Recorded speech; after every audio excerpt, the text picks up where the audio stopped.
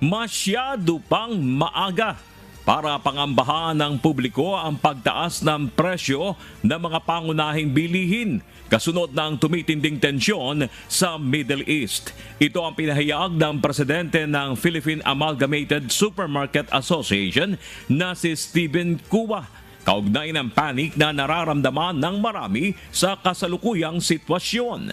Ayon sa kanya, hinihintay pa ng mga negosyante ang magiging direksyon ng sitwasyon sa Middle East. Kaya hindi agad-agad magpapatupad ng dagdag presyo sa mga produkto.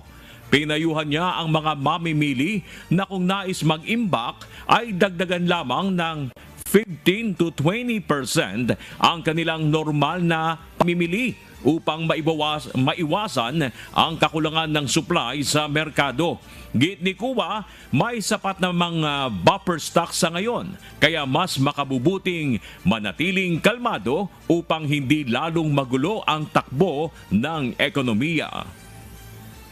Everybody's wait and see attitude right now. Kasi ngayon na nga, kapag biglang nagbago ka ng presyo, at biglang natapos na yung gera kaagad, no? Alam mo bawiin mo, di ba? Laking gulo nun. I mean, aside from the gulo sa gera, malaking gulo din sa ating merkado kapag biglang akyat pa ba ang presyo ng bilihin. Hataw Balita.